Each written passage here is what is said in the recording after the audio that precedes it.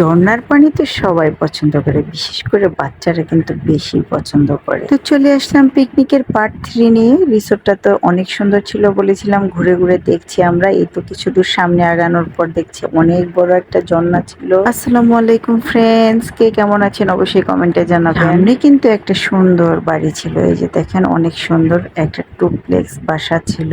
উপরে সিঁড়ি দিয়ে এই যে উপরে উঠছে আমার ছেলে, দেখতে অনেক সুন্দর তাই না? আমার কাছে কিন্তু দেখে অনেক ভালো লাগছে। তো এই বাড়ির সামনে পিছনে সবাই হচ্ছে অনেক ছবি উঠাচ্ছে, যেহেতু বাড়িটা দেখতে সামনে থেকে অনেক সুন্দর ছিল। এই আর আমার মেয়ে তো সে হচ্ছে ঝর্ণার সামনে ছবি উঠাবে, ওর ঝর্ণাটা অনেক পছন্দ হয়েছে। ওকে আমি বলছি যে এই বাড়িতে যাও, না সে বাড়িতে যাবে না। তারপর ভাইয়ের সাথে এই যে দেখেন বাড়ির সবার উপর উঠে গেল। সবার সামনে একটা ব্যালকনির মতো ছিল, এখানে দাঁড়িয়ে আছে, অনেক সুন্দর ছিল। সবাই তো এক এক পাশ দিয়ে উঠে উঠে ছবি উঠাচ্ছে। ঘুরতে গেলে এটাই তো একটা স্মৃতি থাকে, ছবি ওঠানো আর ভিডিও করা। এই যে আমার ছেলে মেয়ে তো একদমই ছবি আর ভিডিওতে আসতেই চায় না।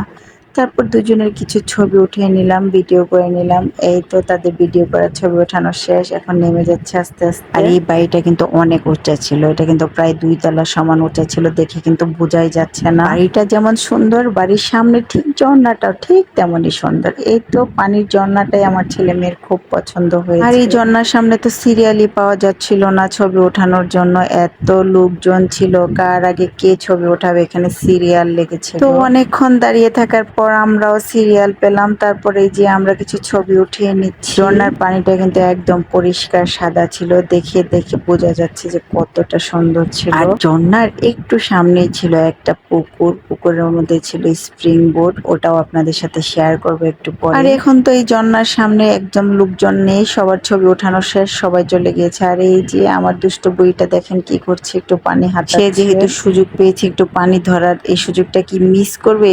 চকলেট খাচ্ছে হাতে আর এই যে পানি ধরছে। অনেক সুন্দর ঝর্ণা দেখতে, কিন্তু ভালো লাগে এভাবে পানি পড়লে, দেখতে সবাই পছন্দ করে। আশেপাশে সবাই ছবি ওঠাচ্ছে, দাঁড়িয়ে দাঁড়িয়ে দেখছে। তো হেঁটে হেঁটে আমরা এখন চলে যাচ্ছি পুকুরের সামনে। সামনে ছিল একটা পুকুর, আর পুকুরের মধ্যে নৌকার মতো ছিল, স্প্রিং বোটের মতো ছিল নৌকা। স্প্রিং বোট না, নৌকার মতোই বানিয়ে রেখেছে বাচ্চারা ওঠার জন্য। এই তো এই যে ছোট্ট বুড়িটা আমার মেয়ের সাথে ফ্রেন্ড হয়ে গিয়েছে, ওরা দুজন একটু খেলাধুলা করছিল। তো আমার ছোট্ট বুড়িটা তো এখানে দাঁড়িয়ে দাঁড়িয়ে দেখছিল আর বলছিল যে ওই স্প্রিং বোটটাতে সে উঠবে, কিন্তু আমি পানি দেখে উঠাইনি, কারণ সাঁতার জানে না, এই জন্য পানির কোনো কিছু আমার একদমই পছন্দ না। সাঁতার না জানলে আমার মতে পানির নৌকা বা স্প্রিং বোট যে কোনো কিছুই হোক না ওঠাই ভালো। এটা দাঁড়িয়ে দাঁড়িয়ে এখানে ও দেখছিল আর বলছিল সেও এটার মধ্যে উঠবে। রিসোর্টটি দেখতে কার কেমন লেগেছে অবশ্যই কমেন্টে জানাবেন। আমাদের কাছে তো অনেক ভালো লেগেছে, অনেক বড় ছিল রিসোর্টটা, সেই কখন থেকে হেঁটে হেঁটে দেখছি আর শেষই হচ্ছে না। ভিডিওটি কেমন লেগেছে, ভালো লাগলে একটা লাইক করতে একদমই ভুলবেন না।